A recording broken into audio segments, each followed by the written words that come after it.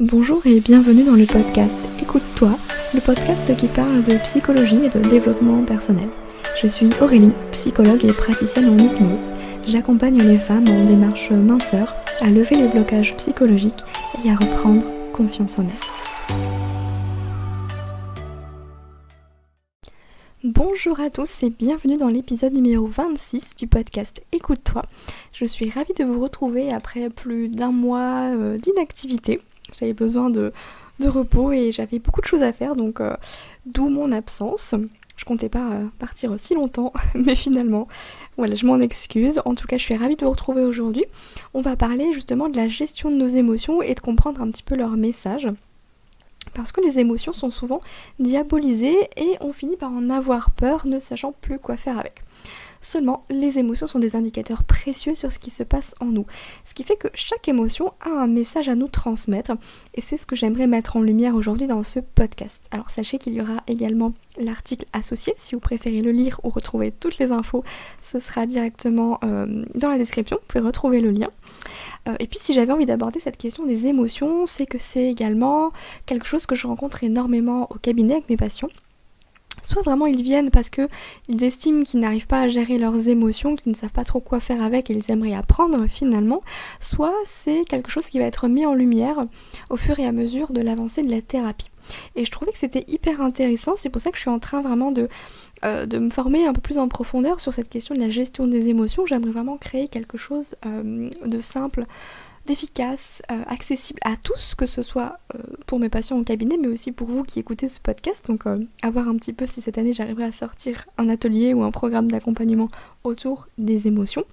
Quoi qu'il en soit, c'est un premier pas dans cette thématique, car je pense qu'il y en aura d'autres.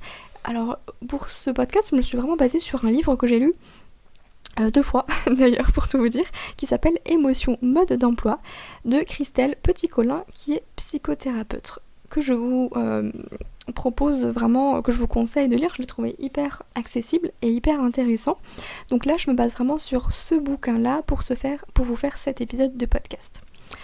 Donc il faut savoir que Christelle Petit-Colin, dans son livre Émotion, mode d'emploi, distingue les émotions naturelles des émotions apprises. C'est-à-dire que pour elle, à la naissance, on a 4 émotions de base qui sont innées et naturelles, qui sont la joie, la colère, la tristesse et la peur. Alors je vais revenir sur chacune d'elles. La joie, c'est l'état naturel de l'être humain, c'est le moteur à l'envie et la source de motivation. Donc la joie, on peut dire que c'est une émotion plutôt agréable, un sentiment de satisfaction ou de plaisir, mais de durée limitée. Et elle se manifeste en général par un large sourire reconnaissable sur le visage. La colère. La colère, quant à elle, elle sert à poser ses limites, à chasser les intrus. C'est la garante du respect de soi. Et là, je vais vous donner une définition du Larousse qui dit que la colère est un état affectif violent et passager, résultant du sentiment d'une agression, d'un désagrément, traduisant un vif mécontentement et accompagné de réactions brutales. Donc la colère, c'est souvent l'émotion qui fait un peu peur et qui est un peu diabolisée, notamment au cabinet. J'ai des personnes qui ont peur de se mettre en colère ou qui ne veulent pas se mettre en colère car c'est mal, etc. Toutes les représentations qu'on peut avoir autour. Sauf qu'en fait, il faut se dire que la colère, on peut tout à fait l'exprimer calmement. La colère n'est pas forcément synonyme de violence, cris, etc., etc. En fait, la colère, c'est simplement une manifestation physique qui va être l'augmentation de la pression artérielle, du tonus musculaire, on va voir les mâchoires qui se serrent et des expressions faciales assez dures. Mais en soi, la colère, c'est rien de grave en soi. Au contraire, ça permet justement de poser nos propres limites et de se respecter soi-même. Et ça, c'est hyper important. On y reviendra un petit peu plus loin. Ensuite, on a la tristesse. La tristesse qui, elle, sert à être disponible pour le renouveau. Alors c'est un peu comme la colère finalement. La tristesse, elle est un peu mal vue parce que dans notre société aujourd'hui, on a l'impression qu'il faut aller bien tout le temps et que si on va mal, c'est une mauvaise chose. Pire encore, le fait d'aller mal sans aucune raison, le fait de ne se sentir pas bien malgré tout ce qu'on a, le fait d'avoir tout pour être heureux et finalement d'être triste, c'est hyper mal vu. Sauf qu'en fait, la tristesse, elle permet simplement de clore une période de vie. C'est une façon de faire le deuil. Alors soit de faire le deuil de relations passées, de la perte d'un être cher, mais aussi de situations, etc. On peut faire le deuil quand on passe d'un emploi de salarié au chômage, on peut faire le deuil quand on passe d'un travail à la retraite, on peut faire le deuil d'une relation effectivement passée amoureuse ou amicale, etc., etc. Et on ne peut être triste que pour ce qui nous a donné de la joie. Sinon, on serait soulagé ou content. Donc la tristesse, c'est vraiment une douleur émotionnelle qui est associée ou caractérisée par des sentiments de désavantage, à une perte, au chagrin. Et elle se manifeste donc par un repli sur soi, des fois même des pleurs, même s'ils ne sont pas systématiques. Voilà un peu pour la tristesse. Et enfin la peur. La peur, c'est la perception d'une situation à venir qui nécessite de la prudence. À distinguer du courage, dans le sens où le courage, c'est pas l'absence de peur, mais le courage, c'est le fait de réussir à dominer sa peur, et non pas à la nier. Donc la peur, elle se manifeste par une accélération du rythme cardiaque, des bouffées de chaleur, une sensation d'étouffement, une gêne abdominale, le fait de transpirer davantage, etc., etc. Donc ça, c'était pour les 4 émotions naturelles innées qu'on a à la naissance. Ensuite vient ce qu'on appelle les émotions apprises. Parce que lorsque l'enfant grandit et qu'il se sociabilise, il va être confronté à d'autres émotions, notamment la honte et la culpabilité, qui ne peut se ressentir qu'en présence d'un autre. C'est pour ça qu'on dit que ce sont des émotions apprises, parce que si on vivait seul, on ne connaîtrait jamais ces sentiments de honte et de culpabilité. Donc la honte, selon Larousse, c'est une humiliation qui résulte d'une atteinte à l'honneur, à la dignité. C'est le sentiment d'avoir commis une action indigne de soi ou la crainte d'avoir à subir le jugement défavorable d'autrui. En fait, la honte, elle provoque une sensibilité au regard extérieur et au jugement de ses pairs. Elle est faite pour être vécue au niveau des comportements. En général, quand on a honte, c'est parce qu'on a fait quelque chose qu'on n'aurait pas dû faire. Et justement, la honte nous apprend à ne plus refaire ce type de comportement. Ensuite, la culpabilité, quant à elle, c'est l'état de quelqu'un qui est coupable d'une infraction ou d'une faute, selon le Larousse. En gros, c'est un signal qui indique la transgression d'un interdit. Ensuite, on a la frustration, qui est une étape importante dans la construction de l'individu. Je ne sais pas si vous le savez, mais en psychologie, on parle de la toute-puissance du bébé. Le bébé à la naissance, il a cette illusion de toute puissance. Il pleure, on vient lui donner à manger, le réconforter, le changer, etc. Donc tous ses besoins sont comblés. En revanche, quand il grandit, il va être confronté au non, ou pas maintenant, plus tard. Et du coup, il perd cette illusion du contrôle absolu. D'où la naissance de la frustration. Mais la frustration, c'est nécessaire en fait. C'est vraiment vital pour poser un cadre à l'enfant. Et on le voit, quand un enfant n'a pas appris la frustration, il risque de devenir un adulte impulsif et rageur. Donc bien sûr que l'enfant va naturellement transgresser le cadre posé pour tester les limites. Mais il est important justement de garder ce cadre ferme. On passe ensuite à l'envie et à la jalousie. Alors l'envie et la jalousie, elles provoquent à la fois un sentiment de frustration et de dévalorisation de soi. Car en fait elle porte atteinte à l'estime de soi. Et on parle à ce moment-là de sentiment d'infériorité. L'envie et la jalousie, elles viennent toucher quelque chose qui est important pour nous et que nous n'avons pas, en comparaison à cet autre qui lui a ces choses que nous désirons. Ensuite, on a le mépris et la pitié. Et donc à l'inverse, le mépris et la pitié, elles reposent sur un sentiment de supériorité. C'est le fait de se croire mieux que l'autre. Et ces émotions, elles peuvent engendrer des comportements assez dévalorisants envers l'autre, comme des moqueries, rabaisser l'autre, etc., etc. Donc ça, c'était pour les émotions apprises. Maintenant, j'aimerais dire quelques mots sur l'éducation, la société et les émotions pour comprendre un petit peu comment ça se met en place, tout ça, et les autres facteurs qui vont jouer dans l'expression de nos émotions ou non. En fait, si notre développement nous fait en général connaître les émotions précédemment citées, notre environnement familial et la société ont aussi un rôle à jouer dans les émotions. En fait, il existe un espèce de code social de répartition des émotions entre les hommes et les femmes.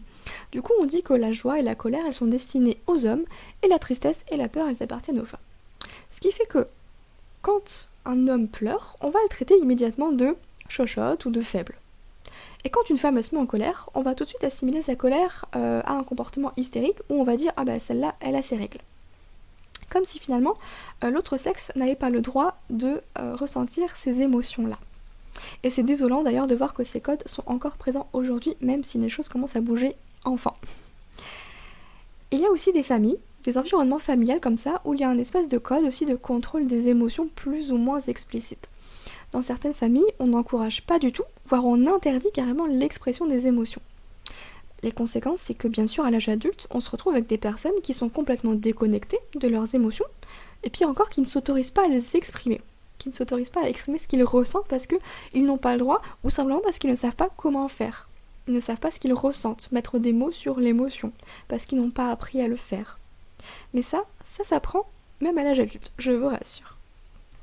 Mais du coup, voilà, j'ai vraiment des personnes qui viennent me voir parce que dans leur famille, on n'avait pas de place pour l'expression des émotions, c'était mal vu, il fallait pas pleurer, il fallait pas être triste, etc. Et puis il fallait pas trop non plus exploser de joie, fallait se tenir en fait.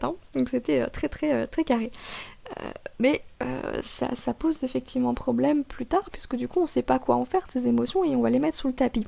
Sauf que plus on les met sous le tapis, plus le tapis il devient... il prend de la place quoi, et c'est un peu la cocotte minute, au bout d'un moment, ça explose. Donc maintenant, en termes de régulation des émotions, si l'enfant apprend qu'il y a certaines émotions qui sont interdites et des émotions qui sont autorisées, il va pouvoir ruser pour obtenir ce qu'il veut en passant par une émotion qui est socialement autorisée. Et c'est là qu'on va parler de racket émotionnel. Je vais vous expliquer un petit peu ce qu'il en est. Le racket émotionnel, c'est la fuite pour éviter d'entrer en contact avec l'émotion interdite. Et c'est l'utilisation et l'exagération de l'expression de l'émotion parasite. C'est-à-dire que c'est l'émotion qui est autorisée qui remplace l'émotion interdite. On appelle ça l'émotion parasite. Dans le but de manipuler la personne, bien sûr. Je prends un exemple. Si une femme peut se mettre à pleurer face à la colère de son mari, c'est peut-être une manière de générer de l'empathie, plutôt que d'oser l'affronter. Donc finalement, au lieu de se mettre en colère contre son mari, elle va pleurer parce que c'est plus socialement acceptable et qu'elle va au moins générer de l'empathie ou de la compassion vis-à-vis de son mari, plutôt que d'envenimer encore plus les choses. Parce que la colère serait interdite, ou en tout cas réservée aux hommes. Vous voyez un petit peu l'idée ? Et si on va plus loin, on va pouvoir même définir entre guillemets qu'un coléreux, du coup, il va pouvoir devenir brutal. Un dépressif, il va utiliser le chantage au suicide, etc. etc. Et il y a certaines personnes aussi qui s'interdisent l'expression des émotions jusqu'à un certain seuil donné et explosent ensuite sans ressentir de culpabilité parce que c'était un peu la goutte d'eau qui fait déborder le vase. Et puis voilà, on explose, tant pis pour celui qui est là à ce moment-là. Maintenant, une fois qu'on a compris un petit peu les émotions, ce que c'était, etc., j'aimerais passer à l'utilité finalement, parce que chaque émotion a son utilité, parce qu'en fait elle est reliée à un besoin. Quand il y a une émotion, c'est qu'il y a un besoin derrière, qui n'est pas comblé. En général, c'est les émotions désagréables qui viennent transmettre le message de « attention, là, ce besoin n'est pas comblé ». Alors je vais vous lister un petit peu certaines émotions et le besoin qui est rattaché pour que vous puissiez comprendre un peu davantage. L'émotion de colère va être rattachée au besoin d'être respecté. L'émotion de peur va être rattachée au besoin d'être protégé. L'anxiété est liée à un besoin de préparation à un événement futur, de se rassurer. La tristesse est liée à un besoin de faire le deuil, de repli sur soi, de tourner la page. L'ennui, elle est rattachée à un besoin de renouveau, parce que l'objectif est atteint, du coup on n'apprend plus rien, on s'ennuie. La désorganisation, elle est rattachée à un besoin d'établir des priorités. L'indécision, elle est rattachée au besoin de revoir nos critères de choix, nos valeurs, etc. Et la confusion, elle est rattachée au besoin d'avoir plus d'informations pour pouvoir prendre une décision, par exemple. Maintenant, comment est-ce qu'on fait pour gérer nos émotions ? Avant toute chose, il est important de comprendre que gérer nos émotions ne veut pas dire les maîtriser ou les contrôler. Parce que comme je vous le disais tout à l'heure, plus on essaye de les réprimer, plus elles prennent le pouvoir sur nos vies. Et refouler une émotion ne la fait pas disparaître, au contraire, elle se transforme en angoisse. Alors je vais maintenant vous énoncer un peu les émotions qu'on a déjà vues tout à l'heure et comment faire pour la gérer. Alors comment gérer l'émotion de joie ? Eh bien pour laisser de la place à la joie, je vous invite à réapprendre à habiter votre corps avec amitié. Qu'est-ce que ça veut dire ? Ça veut dire respecter ses besoins, respecter sa santé. Et la petite astuce, c'est simplement de se recentrer sur sa respiration. Et pourquoi pas essayez la méditation. Comment gérer la tristesse ? Alors la tristesse déjà, elle est à distinguer de la dépression. Parce que la tristesse apparaît chaque fois qu'il faut s'adapter à un changement. Elle nécessite un deuil à faire, et pour ce faire, il faut savoir se mettre en retrait du monde, pour trier ses souvenirs et les archiver. C'est donc un temps de repli sur soi tout à fait normal et nécessaire. Et j'insiste sur le normal et nécessaire. Donc en fait, la tristesse, pour la gérer, il faut simplement se replier sur soi-même, en fait, prendre un temps pour soi. On a tout à fait le droit de passer quelques jours, semaines ou mois à être triste, pour ensuite passer à autre chose. Autorisez-vous ce temps-là. Comment gérer la colère ? Alors, vous l'avez compris, la colère, elle est essentielle pour exprimer nos besoins insatisfaits et notamment les limites qui ont été transgressées. L'idée, c'est d'exprimer vos besoins avec respect en fait, en vous respectant vous, mais en respectant l'autre également, en utilisant le « je » et non le « tu » qui est accusateur envers l'autre. C'est-à-dire, je me sens un peu pris de court quand tu me dis telle ou telle chose. La chose à comprendre, c'est qu'en fait, on peut tout à fait exprimer notre colère calmement.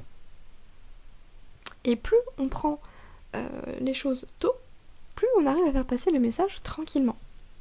Sans crier, hurler, être dans la rage, etc. Comment gérer la peur ? Alors la peur, elle est directement liée au futur. Il s'agit en fait d'une projection mentale. Pour vous aider à gérer la peur, 2 questions. Demandez-vous quel serait le pire du pire de la situation que vous imaginez. Une fois que vous avez le pire, demandez-vous si ce scénario est objectivement probable. Et j'insiste sur le objectivement. Ça va vous permettre de distinguer en fait les peurs rationnelles et les peurs irrationnelles. Les peurs rationnelles, elles sont là aussi pour justement tirer la sonnette d'alarme, donc on n'y touche pas. Par contre, les peurs irrationnelles, c'est sur elles qu'on va pouvoir travailler. Petite astuce de PNL, de programmation neurolinguistique, une fois que vous avez votre scénario un peu catastrophe, essayez de changer les modalités de ce scénario. C'est-à-dire d'imaginer en fait ce scénario sur un écran de cinéma, en noir et blanc, en accéléré, avec des sons très aigus. Vous voyez, on va changer vraiment la perception des choses, pour le rendre drôle, quelque part, et dédramatiser les choses. Ensuite, comment est-ce qu'on gère la honte ? La honte, elle vous permet simplement de ne pas reproduire un comportement. Donc l'idée, c'est d'intégrer au plus vite cet apprentissage pour éviter cette émotion désagréable. Par contre, il y a quelque chose à distinguer. Si vous ressentez de la honte au niveau de votre identité, c'est que cette honte ne vous appartient pas. Souvenez-vous, au tout début du podcast, je vous ai dit que la honte est rattachée au comportement. Si vous vous sentez honteuse comme personne, c'est que cette honte, elle ne vous appartient pas à vous. Et je vous donne un exemple. Il y a des enfants qui se sentent honteux de l'alcoolisme de leurs parents, par exemple. Sauf que là, il est important de remettre les choses à leur place. Dans ce cas, dites-vous bien que c'est leur honte à eux, et pas la vôtre. Ok ? Ensuite, comment on fait pour gérer la culpabilité ? La culpabilité, elle met en lumière les interdits dans notre vie. Mais c'est des interdits, finalement, qu'on n'a jamais remis en question. Et moi, ce que je vous propose, c'est de vous demander si vous êtes d'accord avec ces interdits-là. Souvent, vous savez, c'est des interdits qu'on a eus pendant notre enfance, adolescence, etc. Sauf que maintenant que vous êtes un adulte responsable, vous avez le droit de faire vos choix de vie et de ne plus suivre les règles que l'on vous a imposées. Et c'est là où est la clé, c'est que la responsabilité, c'est l'antidote à la culpabilité. Donc demandez-vous pourquoi est-ce que vous vous sentez coupable. Et puis ensuite, demandez-vous si c'est vraiment un choix de votre part. À ce moment-là, vous allez pouvoir réajuster effectivement ce sentiment de culpabilité ou non. Comment gérer l'envie et la jalousie ? Quand le parcours d'une personne symbolise la réussite à nos yeux, c'est là que ces émotions elles pointent le bout de leur nez. En fait, l'envie et la jalousie, elles viennent simplement vous rendre des comptes au sujet de vos rêves. C'est l'occasion de vous demander où est-ce que vous en êtes dans votre vie et ainsi de redéfinir des priorités. Comment gérer le mépris et la pitié ? Alors pour éviter d'avoir ce sentiment de supériorité, tournez-vous davantage vers la compassion qui va favoriser des relations autonomisantes, contrairement à la pitié qui va créer des relations infantilisantes et dégradantes. Et puis simplement dites-vous que on est tous égaux en fait en tant qu'être humain et que personne ne vaut mieux qu'une autre. Comment gérer la frustration ? Alors il est important là aussi de faire la part des choses sur les choses que l'on peut gérer, les choses sur lesquelles on peut agir et les choses qui ne dépendent pas de nous. L'idée à ce moment-là, ça va être de faire un effort pour lâcher prise. Lâcher prise sur les choses dont vous n'avez aucun contrôle. Pour ça, il faudra bien sûr cultiver votre patience et tenter de vivre le moment présent. Je sais que c'est pas évident, mais voilà un peu des pistes déjà à explorer. Donc pour résumer, je vais vous énoncer les 6 étapes pour apprendre à mieux gérer vos émotions. La première chose, c'est simplement d'accepter de les ressentir quand elles sont là. Arrêtez de les réprimer, de les mettre sous le tapis. Ensuite, la deuxième chose, c'est de savoir les reconnaître et de les différencier. J'espère que du coup, avec ce podcast, vous avez déjà des éléments un peu plus pour aller un peu plus loin, pour les reconnaître et les différencier les unes des autres.